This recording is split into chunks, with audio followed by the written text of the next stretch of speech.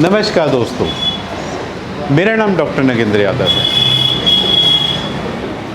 ये जो मौसम हुआ है बारिश का, इस टाइम आप देखेंगे कि आपके जो छोटे बच्चे हैं अक्सर उनके अंदर जो है पॉक्स के लीजन स्टार्ट हो गए। पॉक्स के लीजन्स क्या होते हैं मैं आपको दिखाता हूँ किसी बर्ड्स में किस तरह के सिम्टम्स होते हैं, आप उसको देखिएगा।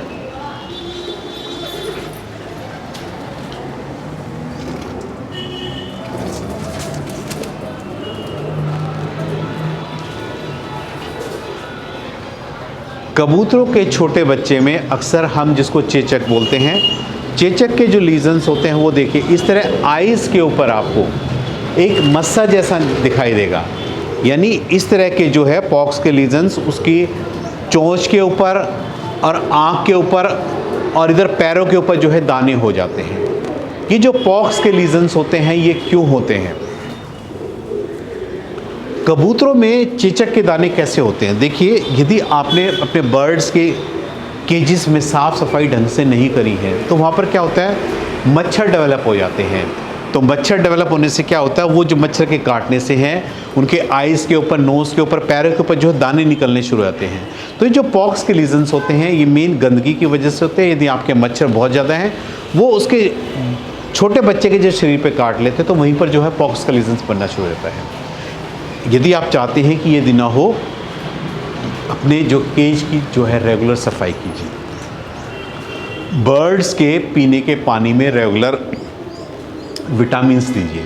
विटामिन्स में क्या दे सकते हो, क्योंकि इसमें क्या है, बर्ड्स को विटामिन ए ज़्यादा चाहिए होता है इस सीज़न में छोटियों में। तो बर्ड्स को विटामिन ए के लिए जो है, जहाँ आपके छोटे बच्चे हैं आप कोशिश कीजिए सभी को एक एक ड्रॉप जो है विटामिन ए का आप देना शुरू कीजिए। विटामिन ए का सिरप ये मार्केट में इजीली अवेलेबल है। आप जिन भी कबूतरों को पॉक्स के लीजन्स हुए हैं उनके जो है एक एक दो दो ड्रॉप आप इसकी रेगुलर देना शुरू कर दीजिए। दूसरा जो सबसे इम्पॉर्टेंट होता है, बच्चे की पॉक्स के लीजन्स की ड्रेसिंग कैसे करनी है। यानी सबसे मेन होता है कि जब जो पॉक्स का दाना हो गया है उसकी हम केयर कैसे करेंगे।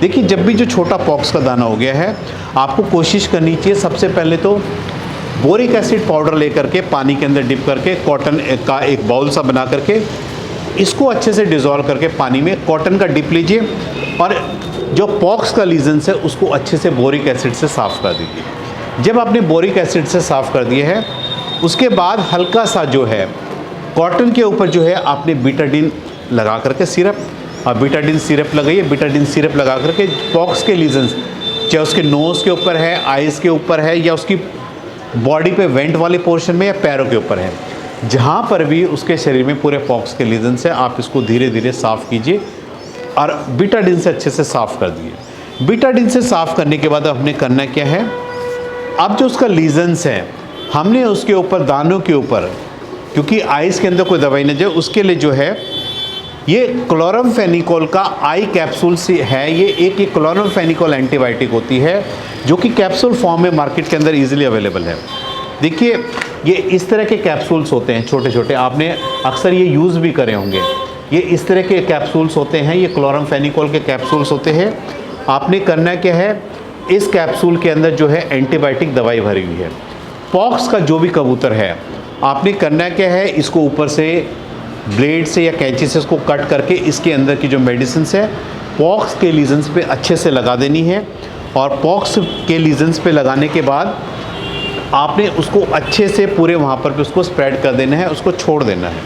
ये जो एंटीबायोटिक है, ये जो पॉक्स का लीजन है उसको धीरे धीरे धीरे धीरे रिकवर करना शुरू करेगी और कुछ ही दिनों में आप देखेंगे कि पॉक्स के कबूतर को ठीक होने में 20 से 21 दिन कम से कम लगते हैं।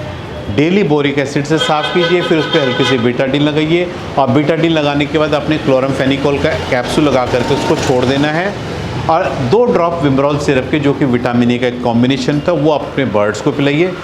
बर्ड्स को दूसरे बर्ड से सेपरेट करके रखिए, क्योंकि जिस भी कांटेक्ट में दूसरा पक्षी आएगा तो उसमें भी ये कांटेक्ट से कांटेक्ट भी फैलना शुरू हो जाता है।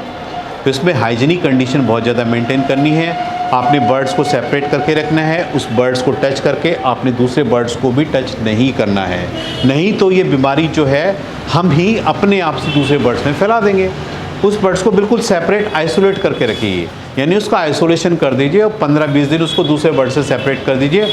उनका कोई कांटेक्ट आपस में न रखिए। उस बर्ड्स को रेगुलर इंडिविजुअल केयर की ज़रूरत है, उसको रेगुलर मेडिकेशन की ज़रूरत है, उसको रेगुलर ड्रेसिंग की ज़रूरत है। तो इस प्रकार 15 से 20 दिनों में जब पॉक्स के लीजन बिल्कुल ठीक हो जाएंगे, वो दाना बिल्कुल ठीक हो जाएगा, आपका बर्ड्स देखेंगे कि अपने आप से। कई बार क्या होता है पॉक्स के लीजन में एक चीज़ और होती है, ये जो लीजन्स जो है कई बार चोंच के अंदर मुंह के ऊपर इतने ज़्यादा होते हैं, ऐसी कंडीशंस में बर्ड से दाना नहीं उठाया जाता है। तो ऐसे में हमें उसकी डाइट का ध्यान, ऐसे में उसे लिक्विड डाइट देनी चाहिए। अब लिक्विड डाइट में हम क्या दे सकते हैं, हम सेरेलैक हम सबके घरों में अवेलेबल होता है। बर्ड्स का सेरेलैक लाइए, पानी में घोलिए और सिरिंज से या ड्रॉपर की सहायता से उसको लिक्विड फॉर्म में डाइट दीजिए। क्योंकि कोई भी सॉलिड डाइट आप देंगे तो उसके जो मुंह के अंदर जो दाने या छाले बने हुए हैं वो उसको बार बार डिस्टर्ब करेंगे, उसको हीलिंग नहीं होने देंगे। ऐसे में यदि आप इसको लिक्विड डाइट देंगे छोटे बच्चे को, तो वो जो लीजन्स के साथ साथ उन छालों की भी रिकवरी होनी ज़रूरी है।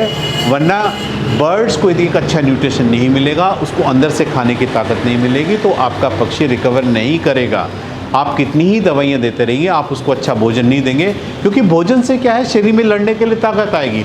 अब वो एक अच्छे फूड से ही आती है। फूड क्या है, हम उसको लिक्विड फॉर्म में देंगे तो आपका बर्ड जो है आपको जल्दी रिस्पॉन्ड करके दिखाएगा, यानी जल्दी रिकवरी करेगा, जिसको अच्छा खाना मिलेगा। तो खाने के साथ साथ आप उस बर्ड्स का एंटीबायोटिक के साथ उसको खाने का भी ध्यान रखिए। तो आज मैंने इस वीडियो के माध्यम से आपको बताया कैसे पॉक्स के लीजन्स के बच्चे की आपने देखभाल करनी है और कैसे ट्रीटमेंट करना है। उम्मीद करता हूँ कि आपको मेरा वीडियो पसंद आया होगा। यदि आपको मेरा वीडियो पसंद आए तो प्लीज़ मेरे चैनल को सब्सक्राइब कीजिए। धन्यवाद।